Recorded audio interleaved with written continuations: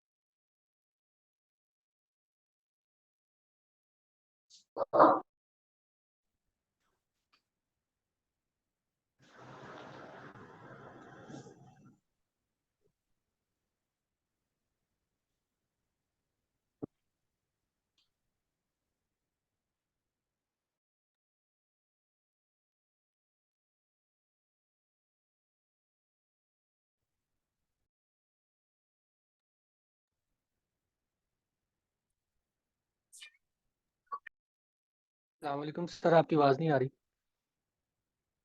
हाँ अब ठीक, अब आ रही है। रियली सॉरी, वो जी मेरा सर, अब आ रही है। Really sorry, okay sir. Really sorry, मैं समय उधर मैं वो कर रहा था वॉइस ग्रुप में, तो मैंने ऑफ कर दिया था। अच्छा यहाँ पे देखें तो to estimate project completion time, इसका to estimate project completion time में क्या होता है कि जब हम P6 यूज करते हैं तो पहले पहले, यार ये आप क्लास लेने आए हो या इसको श्योर ना हो, ठीक है प्लीज। तो पहले पहले आप क्या करते हो, आप स्केजुअल आप जनरेट करते हो, ठीक है। आप क्या करते हो, आप एक स्केजुअल जनरेट करते हो। अब स्केजुअल का मतलब क्या होता है, इसके अंदर हम एक प्रॉपरली माइलस्टोन्स देते हैं कि आप इसके अंदर कौन सा काम किस दिन करोगे और किस टाइम आप उसको हैंड ओवर करोगे, ठीक है। बेसिकली इसको हम स्केजुअल प्लस प्लानिंग कहते हैं, ये दो डिफरेंट चीजें हैं। इसके अंदर आपके पास क्या होता है, इसके इसके अंदर आपके पास प्रॉपरली कंट्रेक्चुअल एग्रीमेंट डेट्स होती हैं। जैसे यहाँ पे आपको P6 ओपन नजर आ रहा है, तो ये आपके पास क्या है, ये बेसिकली आपके पास कंप्लीट स्केजुअल है, और ये स्केजुअल किसका है, ये इस्लामाबाद में 18 प्रोजेक्ट का है, ठीक है। अब ये ऐसा नहीं है कि आप इसको बनाइए आओ बनाइए आओ बनाइए आओ, नहीं। इसके अंदर क्या है, इसके अंदर प्रॉपरली आपको क्राइटेरियाज दिए होते हैं। जैसे मैं अभी आपको यहाँ पे ओपन करता हूँ एक प्रोजेक्ट, तो यहाँ पे आपको ये आपके पास है बेसिकली, ये आपके पास जो है, ये आपके पास बेसिकली वर्क ऑर्डर है, ठीक है। अब इसके अंदर बेसिकली क्या है, यहाँ पे BOQ प्लान, और यहाँ पे इसका गिवन है, ठीक है। इसके अंदर आपके पास क्या है, लेटर ऑफ एक्सेप्टेंस। अब लेटर ऑफ एक्सेप्टेंस के अंदर आपके पास दिया गया है कि ये प्रोजेक्ट इतने का है, और इसकी जो बेसिकली कंप्लीशन है वो कितने पीरियड में करनी है, आपने 15 महीने के अंदर इसकी कंप्लीशन करनी है एज बिड स्केजुअल। अब जो 15 महीने है ना, 15 महीने, इसका मतलब ये है कि हमने इसको 15 महीने तक ही लेके जाना है। लेकिन उस 15 महीने के अंदर हमने उस ड्यूरेशन को कैसे आइडेंटिफाई करना है, कौन सी एक्टिविटी किस एक्टिविटी के बाद स्टार्ट होनी है, ठीक है, और कौन सी एक्टिविटी कितना टाइम लेगी कंप्लीट होने में, that is basically refer to the scheduling, that is basically refer to the scheduling, ठीक है। नंबर ऑफ डेज को कैलकुलेट करने के लिए what is actually the things we have required the first of all quantity. क्यों?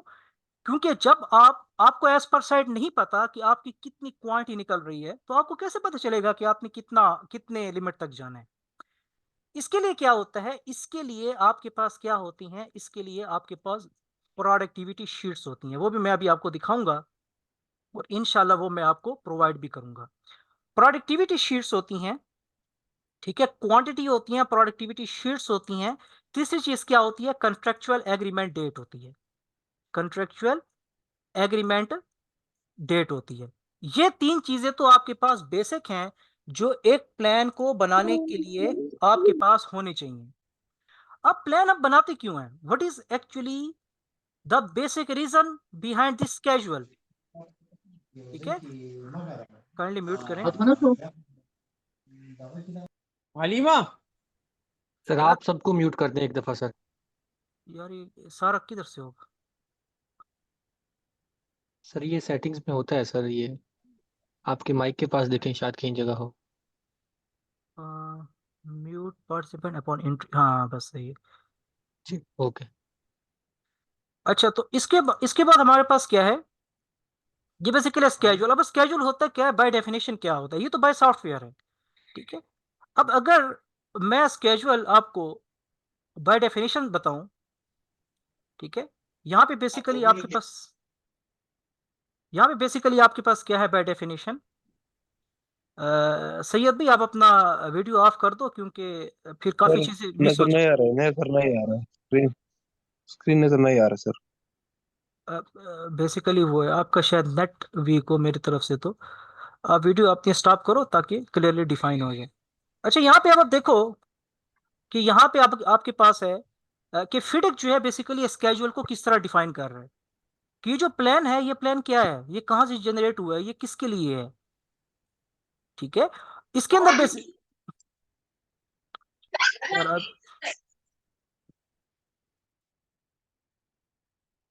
ठीक है, इसके लिए बेसिकली क्या है, इसके लिए आप यहाँ पे देखो कि किस तरह हम स्केड्यूल को जनरेट, यहाँ पे फिडिक्स के बारे में क्या कहते हैं। अब आपको मैं थोड़ी सी इसके साथ साथ मैं आपको एक यहाँ पे ये है अप्रिसिएशन सर्टिफिकेट, एक सेकंड किधर किया यार, इंटरव्यू क्वेश्चंस, एक सेकंड इसको इसके अंदर होगा, ठीक है, ये है। तो यहाँ पे मैं पहले ओपन करूंगा अपने नोट्स ताकि मैं आपको सिखा सकूं। देखिए, फर्स्ट ऑफ ऑल हमारे पास जो स्केड्यूल है, the main purpose of the project scheduling is to represent the plan to deliver the project to scope over time. इसका मतलब ये होता है कि आप जो अपने क्लाइंट को प्रोजेक्ट हैंड ओवर कर रहे हो, उसके अंदर to scope over time. Scope क्या है, स्कोप बेसिकली आपके पास ये है कि आपके पास आइटम, वो आइटम जिसकी अवेलेबिलिटी आपके ब्यूक्यू में भी होनी चाहिए। फॉर एग्जाम्पल आप यहां पे क्या करते हो यार, ये आप लोग, ठीक है। फॉर एग्जाम्पल बीओक्यू क्या है, मैं यहाँ पे रिमूव ही करते हैं यार, ठीक है। फॉर एग्जाम्पल यहाँ पे हमारे पास क्या है, बीओक्यू। अब यहाँ पे आपके पास एक सैंपल है, ये रावलपिंडी का प्रोजेक्ट है केएमके, ठीक है। अब यहाँ पे आपके पास क्या है बेसिकली, अब इसके अंदर हमारे पास फायर फाइटिंग सिस्टम आ रहा है, ठीक है। अब इसके अंदर भी कुछ WBS लेवल्स होते हैं, वो जब स्टार्ट करेंगे मैं आपको बताऊंगा, क्योंकि कुछ कंपनी कुछ ऐसे हमारे जो गवर्नमेंट प्रोजेक्ट्स हैं वो नॉर्मली टेंडर स्केड्यूल को बनवाते हैं, और हमारे जो नॉर्मली प्राइवेट कंपनीज हैं वो वर्किंग स्केड्यूल की तरफ जाती हैं। तो इसके लिए लेवल कुछ और होता है, इसके लिए लेवल कुछ और होता है, वो मैं आपको बताऊंगा, ठीक है। P6 के अंदर आपने लेवल 4 तक सुना होगा, स्केड्यूल लेवल 4, लेकिन WBS के लेवल कितने होते हैं, 50 होते हैं। कितने होते हैं, 50 होते हैं, आई विल एक्सप्लेन। और टेंडर के लिए कितने लेवल चाहिए और वर्किंग के लिए कितने कितने आपको लेवल चाहिए, वो मैं आपको रेगुलर इंशाल्लाह क्लास में बताऊंगा। अब इसमें देखिए, जैसे फायर अलार्म है, मेन फायर अलार्म कैबिनेट है, तो ये सारा आपके स्कोप के अंदर आ रहे हैं, ठीक है। अब कन्वेइंग सिस्टम है, इसमें आपकी लिफ्ट्स आपके पास जनरेट यहाँ पे हो रही हैं। इलेक्ट्रिकल के अंदर आप देखें तो यहाँ पे आपके बेसिकली क्या है, ये 16mm2, इसमें आपके क्या है बेसिकली कंडक्टर्स एंड केबल्स आपके यूज हो रहे हैं, सिंगल कोर आपकी वायर यूज हो रही है, ठीक है। तो ये आपके पास क्या है, ये बेसिकली आपके स्कोप में आ रहे हैं। मैकेनिकल में अगर आप देखते हैं तो ये जो 15 DN का पाइप होता है एस पर साइड, अगर आप देखें 20 DN के यूज हो रहे होते हैं, 32 DN के यूज हो रहे होते हैं। तो ये बॉल वाल्व्स हैं, गेट वाल्व्स हैं। अब जो गेट वाल्व्स है ना, MEP में इसको आप लिखोगे कि ये गेट वाल्व यूज हो रहे हैं, ठीक है।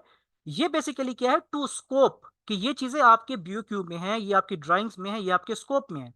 बाकी जो सिविल है, सिविल तो very straight forward, raft use कर रहे हैं, आइसोलेटेड यूज कर रहे हैं, ठीक है, या फिर only simple brick work use कर रहे हैं, ठीक है, फाउंडेशन, और बाकी वहां पे जो स्ट्रक्चर होता है वो तो आइसोमेट्रिक चलता रहता है, ठीक है।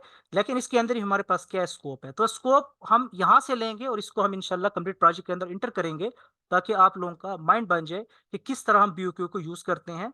और ये जितने भी आइटम है आपने एज्यूम खुद से नहीं करने, ठीक है। अगर खुद से एज्यूम किए और आपने आगे अपने कंसल्टेंट या क्लाइंट को दे दिए, तो वो क्या करेगा, वो आपका कुछ इस तरह करेगा। वो आपके साथ ऐसा काम करेगा। 15 months, there is difference, it is not in scope, cancel, it is not in scope, error, error, error and error, ठीक है। वो आपको यहाँ पे क्या है, बड़े बड़े गुलदारे लगा के वो आपको रिटर्न कर देगा, भाई इसको आप करेक्ट करो, इस तरह, ठीक है। This is basically what, this is basically called the schedule. तो ये मैं आपको बताऊंगा, इसके अंदर भी बहुत ज्यादा चीजें आ जाती हैं, वो मैं आगे एक्सप्लेन करता हूँ, ठीक है। इसके बाद क्या होता है कि जब आप यहाँ पे हम स्केड्यूल बना लेते हैं, किसके accordingly, to scope over time, to scope over time, ठीक है। अब जब प्रोजेक्ट का स्केड्यूल बनाते हैं, तो इसके बाद हमारे पास क्या होती है, किक ऑफ मीटिंग होती है। किक ऑफ मीटिंग पहले भी होती है, स्टार्टिंग फेज में भी होती है, और at the time of execution भी होती है, ठीक है। अब किक ऑफ मीटिंग में हमारे पास क्या होता है, एक दूसरा फेज स्टार्ट हो जाता है। Let me explain you what is kick off meeting. It is basically initial meeting, it is basically initial meeting in which, one second, in which stakeholders involved, in which stakeholders involved, ठीक है। Stake holder के साथ होगी, मैं बताता हूँ stake holder कौन होते हैं। Stake holder involve including PM. PM क्यों, क्योंकि प्लानिंग इंजीनियर जो भी प्लान बनाता है ना, तो वो किसको भेजता है, वो अपने फर्स्ट ऑफ ऑल कंसल्टेंट को भेजने से पहले you should have to check from your PM, this is very much important, ठीक है। PM including PM and CEO as the representative, CEO as a representative, ठीक है। इन दिस मीटिंग, ठीक है, we discussed high level plan. यहां पे simple मैं high level plan लिख रहा हूं। We discussed high level plan, कौन सा प्लान, जो आपने स्केड्यूल बनाया, जो आपने स्केड्यूल बनाया,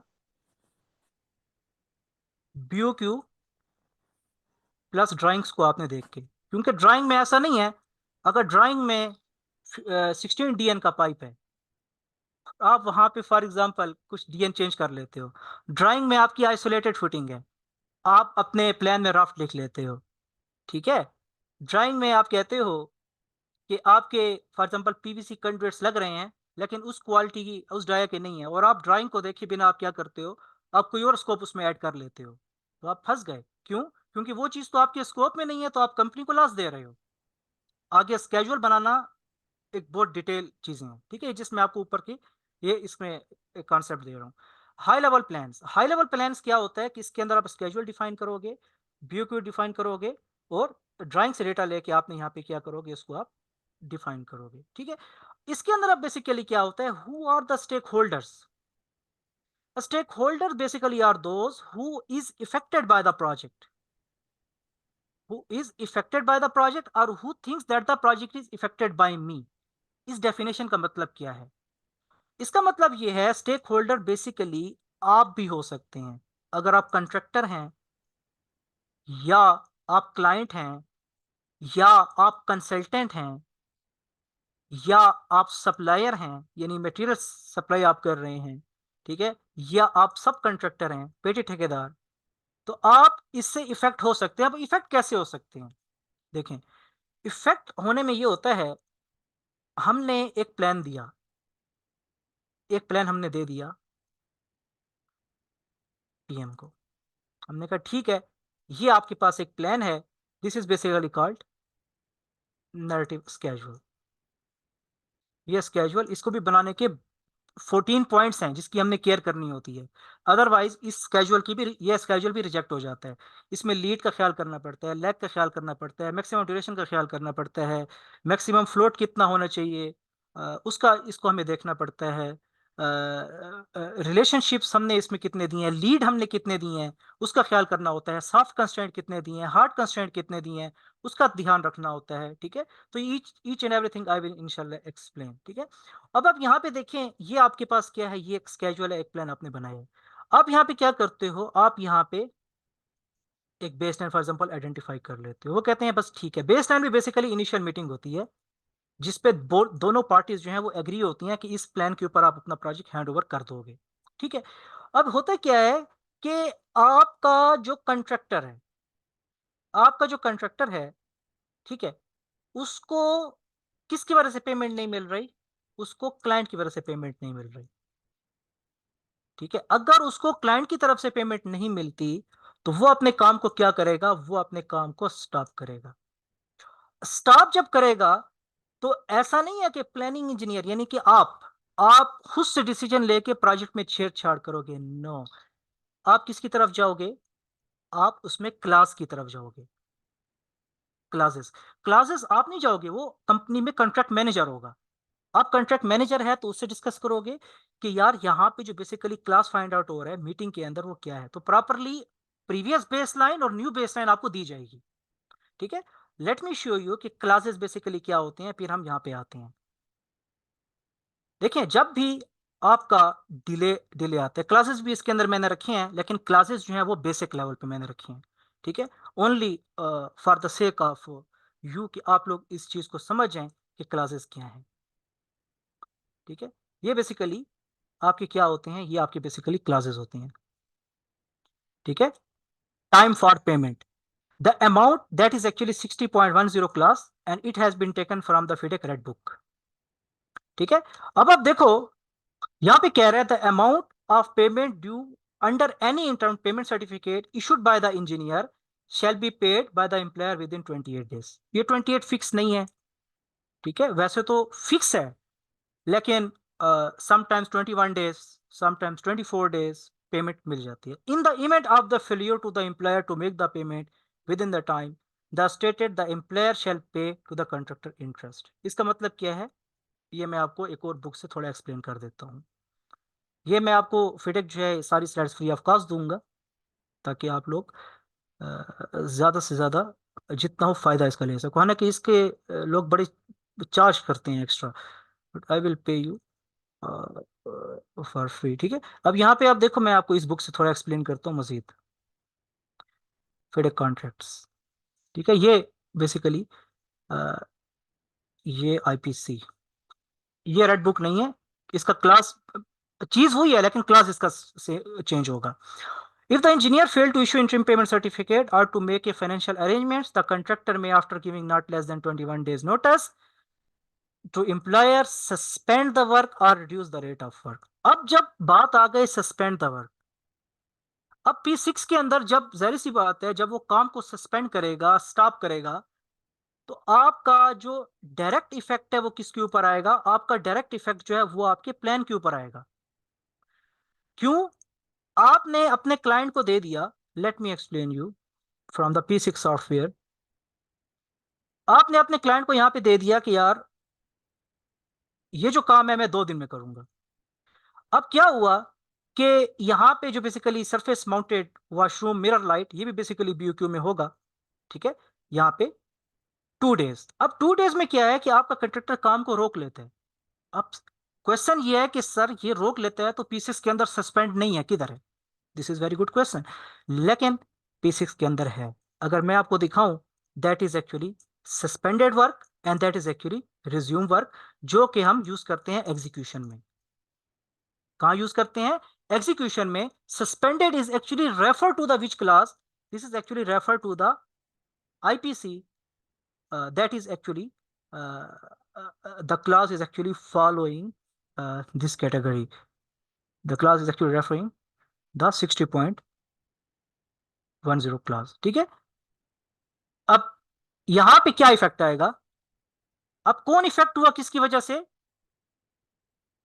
Who thinks that the project is affected by me? The client will think that the project is affected by me, or who is affected by the project? Definitely the contractor is affected by the project. Effect में क्या होगा कि आपको जो ये criteria मिल रहा है, अब आपने फॉर एग्जांपल ये आपने कहा कि you will handed over it on 28th of April, आपको पेमेंट नहीं मिली। कितना टाइम पेमेंट आपको नहीं मिली? आपको फॉर एग्जांपल, और आपने ये स्टार्ट करनी थी 26 से, ठीक है, आपको 26 अप्रैल से लेकर पेमेंट नहीं मिल रही, तो आप क्या करोगे, जैसे 27 होगी तो आप इसको सस्पेंड कर दोगे। सस्पेंड कहां से करोगे, आपने यहां से इसको सस्पेंड करना, और ये काम एग्जीक्यूशन में होगा। ये आप यहां पे क्या करोगे, you have to suspend it. Suspend तब होगा जब इसको आप स्टार्ट करोगे, then this criteria will be the activated. For example 23 अप्रैल से आपका सस्पेंड हुआ है, और दोबारा आपको पेमेंट कब रिलीज हुई है, आपको कब रिलीज हुई है, तो जिस दिन आपको पेमेंट रिलीज हुई है, then this is basically refer to the resume, that is 26 April for example. ठीक है, इसको पेमेंट रिज्यूम में, लेकिन कितने परसेंट आपने किया है, that is actually refer and define in the execution phase. ये एक पूरी एक डिटेल है। ठीक है, इसके आगे देखें, यहां पे अब पेमेंट जो नहीं मिली तो क्या होगा, पेमेंट ना मिलने की वजह से 4 दिन पेमेंट नहीं मिली, तो ये एक्टिविटी चली जाएगी 2 मई को, तो ये आपकी बेस्ड यहां पे रह जाएगी, ये एक्टिविटी मर्ज हो जाएगी। अब जो बेसिकली ये क्राइटेरिया आपके पास जनरेट हुआ है, ये क्राइटेरिया इस पे क्या होगा, इस पे आपके क्लासेस जनरेट होंगे, और इसके साथ अगर फॉर एग्जांपल आगे 2000 एक्टिविटीज भी लगी हुई हैं, कनेक्टेड हैं, तो आपका जो ओवरऑल माइलस्टोन है, जिसको हम कहते हैं फिनिश माइलस्टोन, उसके ऊपर क्या इफेक्ट आएगा। फिनिश माइलस्टोन बेसिकली क्या होता है, जीरो ड्यूरेशन तो होती है, मान लिया सब कहते हैं जीरो ड्यूरेशन होती है, बट इसमें ये होता है कि it will show you the progress of the project. ठीक है, यानी कि आपको जो कॉन्ट्रेक्चुअल एग्रीमेंट दी थी, आप उस पर कैसे चल रहे हो। फिर आगे 2 किस्म के माइलस्टोन होते हैं, एक होता है बेसलाइन माइलस्टोन, और एक आपके पास क्या होता है, जो एज पर साइड ही एक्चुअल एक माइलस्टोन आपके पास जनरेट हो जाता है। वो इंशाल्लाह जब स्टार्ट करेंगे मैं आपको एक्सप्लेन करूंगा। ठीक है, इसके बाद बेसिकली ये डिले भी यहाँ पे आ जाता है। इसके बाद हमारे पास क्या होता है, एक क्राइटेरिया होता है, जिस क्राइटेरिया को हम ईवीएम कहते हैं। ईवीएम कहते हैं, ये सारे सॉफ्टवेयर के पहले फंक्शन बता रहा हूं, फिर मैं उसको डिस्कस करूंगा। ईवीएम बेसिकली क्या है, EVM is basically refers to the cost control. ये मैं सॉफ्टवेयर में भी आपको इसका दिखाऊंगा। एग्जीक्यूटेड एक्टिविटीज, पहले एग्जीक्यूटेड जो एक्टिविटीज होती हैं वो कौन सी होती हैं, हर एक्टिविटी वो एग्जीक्यूटेड एक्टिविटी है जो आपको यहां पे ब्लू में नजर आ रही है। It means that this activity is in the progress. ठीक है, अब ये एक्टिविटी क्या है, ये प्रोग्रेस में है, तो ये वो एक्टिविटी है जो एज पर साइट स्टार्ट है। जो एज पर साइट क्या है, ये बेसिकली आपकी स्टार्ट है, यानी इसको हम कहते हैं एक्चुअल एक्टिविटी। आप कभी भी ड्यूरिंग स्केजुअल किसी भी एक्टिविटी को ब्लू नहीं देखोगे। अगर किसी भी एक्टिविटी को आप ब्लू देखोगे तो डेफिनेटली एक बार आप यहां पे आके देख लेना, यहां पे उसका स्टेटस स्टार्ट होगा, और आपने अपनी डेट, अब डेटा डेट क्या होती है वो मैं जब क्लासेस स्टार्ट होंगी तब मैं डिटेल में बताऊंगा। डेटा डेट भी एक बेस है प्लानिंग की, एक होती है प्रोग्रेस लाइन, एक होती है डेटा डेट, ये 2 अलग चीजें हैं। ठीक है, अच्छा इसमें हमारे पास क्या होता है, इसमें हमारे पास बेसिकली एग्जीक्यूशन में अब जब ये डिले आता है तो यहां पे हमारे पास एक ईवीएम क्राइटेरिया होता है। ईवीएम क्राइटेरिया बेसिक कहते हैं अर्न्ड वैल्यू मैनेजमेंट, जिसको सीधे लफ्जों में हम कहते हैं कास्ट कंट्रोल। कास्ट कंट्रोल, और इसकी जो टीम होती है वो एक अलग टीम होती है।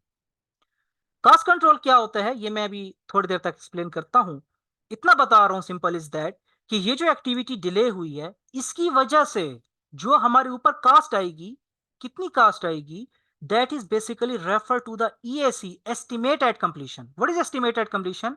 कि till today date how much cost we have to give from our pocket because of this delay. ठीक है, अब हम आते हैं फिडेक के ऊपर कि फिडेक जो है इस चीज को क्या कहता है।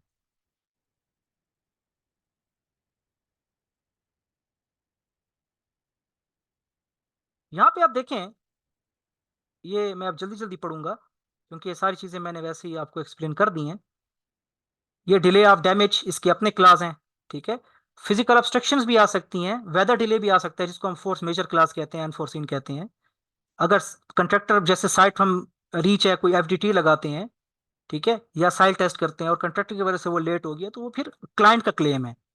ठीक है, तो उसमें हमारे पास क्या है?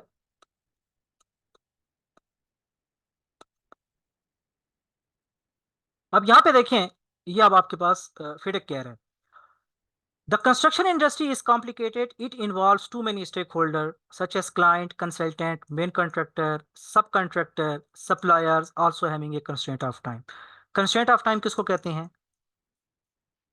जिसमें आपके पास टाइम हो। टाइम तो होती है कंट्रेक्चुअल एग्रीमेंट, अभी मैंने आपको दिखाया 15 महीने की। कास्ट कितनी होगी? कास्ट भी चले मैं आपको थोड़ा सा दिखा देता हूँ। अगर ये पिक्चर यहाँ पे ओपन है तो यहाँ पे देखें, ये आपके सामने कास्ट भी यहाँ पे गिवन है। अब ये अगर टोटल कास्ट गिवन है तो इसका हम क्या करेंगे, इसको डिवाइड कैसे करेंगे? We will use top down estimation. आप कहेंगे टॉप डाउन एस्टिमेशन क्या है, उस पर भी मैं थोड़ा सा आऊंगा। अगर कहा गया है, अदरवाइज कास्ट कभी नहीं कही जाती, सिर्फ हम बजटेड यूनिट्स को लेके ग्राफ वगैरह बना के शो करते हैं। ठीक है, यहाँ पे देखें, वो कहता है कि ये तो मैंने बता दिया कि इसके अंदर आपके पास सब कंट्रैक्टर ये सब कुछ होता है। बजट का बताया, scope, risk, resources, quality, customer satisfaction. अब यहाँ पे है the stake holder does not want to lose any additional money and time rather than the original budget and duration. Original budget and duration क्या होती है? अगर मैं P6 ओपन करूं तो आपको यहाँ पे टॉप पे एक वर्ड नजर आएगा जिसका मतलब है original duration. Original duration basically वो ड्यूरेशन होती है जो आप स्टार्ट में क्लाइंट को प्लान करके देते हैं, और एक्चुअल ड्यूरेशन वो होती है, अ, अगर मैं यहाँ से आपको ओपन भी करूं करके दे दूं, ये अभी आपके पास आ जाएगी एक्चुअल ड्यूरेशन। ठीक है, एक्चुअल ड्यूरेशन। तो एक्चुअल ड्यूरेशन बेसिकली क्या होती है? ये वो काम होता है जो आपके लेबर जब एज पर साइट काम करते हैं, जिसमें मैंने अभी आपको क्लास बताई। वो कहेगा सर आज काम क्यों नहीं किया? तो क्यों नहीं किया? बारिश आ गई, पैसे नहीं मिले, टेस्ट फेल हो गया, ड्राइंग्स नहीं मिली, वेरिएशन ऑर्डर्स आ गए।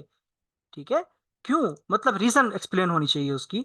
और प्लानिंग इंजीनियर जब तक आपको एक न्यू बेसलाइन नहीं मिलेगी तब तक आप इस पे एग्जीक्यूशन पे कोई एक्शन नहीं ले सकते। ऐसा नहीं है कि आप अपनी मर्जी से एक्शन ले लें, then it will be really a blunder for you. ठीक है, अब यहाँ पे देखें कि वो नहीं चाहता कि ओरिजिनल बजट एंड ड्यूरेशन से वो दे।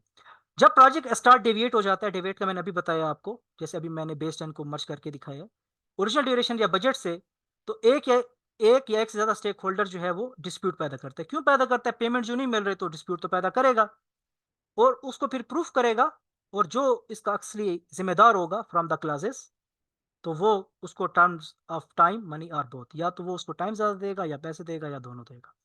ठीक है, और प्लानिंग इंजीनियर क्या करेगा? This is a very good concept.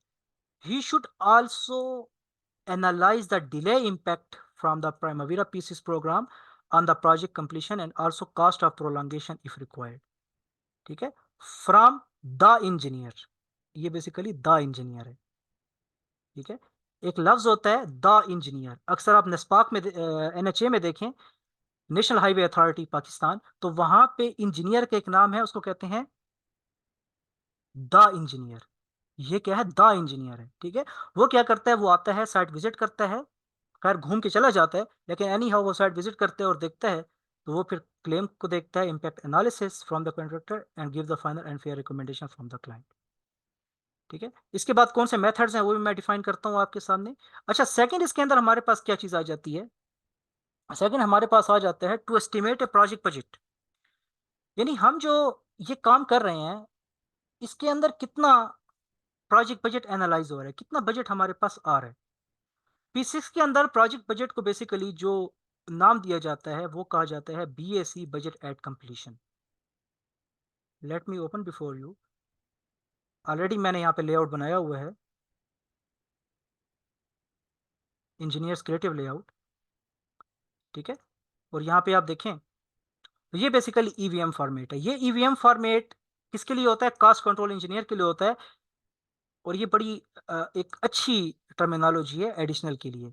अब आप देखें यहाँ पे आपको टॉप पे एक टर्मिनोलॉजी नजर आएगी, that is actually budget at completion. This one, this is BAC, budget at completion. Budget at completion कहाँ से आता है? ठीक है, budget at completion basically has been generated from the resources you are using and using the productivity sheets, how much number of days is required in the schedule, कि कितने number of days जो है वो required है schedule के अंदर, और फिर उस नंबर ऑफ डेज को भी कैलकुलेट इंटर करने से पहले आप अपनी रिसोर्स की अवेलेबिलिटी देखनी है कि आपके पास, इसको P6 के अंदर क्या कहते हैं, इसको P6 के अंदर हम कहते हैं that is actually maximum unit per time. This is basically what, this is basically maximum unit per time, कि हमारे पास मैक्सिमम यूनिट पर टाइम कितने हैं। तब जाके अगर फॉर एग्जांपल एक लेबर है, वो एक दिन में 1000 किलो स्टील लगा लेता है, और हमारी कंपनी में फॉर एग्जांपल 4000 आ गया है, हम कहते हैं चलो 1000 तो 4 दिन हम कहते हैं, तो अब इसमें अवेलेबिलिटी कितनी है और इसको हम स्केड्यूल के साथ किस तरह कैलिब्रेट करेंगे, this is very much important, जो कि इंशाल्लाह इसमें हम पढ़ेंगे। इसमें इफेक्टिव डेट क्या होती है, सीमेंट का रेट आज कुछ और है, कल कुछ और हो जाएगा, फॉर एग्जांपल 15 जून के बाद, तो how we can change it, और उसका जो इफेक्ट होगा वो हमारे प्रोजेक्ट पे डेफिनेटली आएगा, जो कि BAC को रेफर करेगा। इसके बाद हमारे पास क्या है, to find out the critical path and activities. हम अपने एक्टिविटीज में क्या करेंगे, इसके अंदर हम प्रॉपरली फाइंड आउट करेंगे कौन कौन सी एक्टिविटीज हमारे पास क्रिटिकल हैं और कौन कौन सी नॉन क्रिटिकल हैं। याद रखें एक बात, क्रिटिकल पाथ जनरेट करना भी एक कॉन्सेप्ट है, और नॉन CPM पाथ करना भी एक कॉन्सेप्ट है। हम कहते हैं कि वो तो सॉफ्टवेयर खुद करता है, सब कुछ खुद करता है, but there is some concept.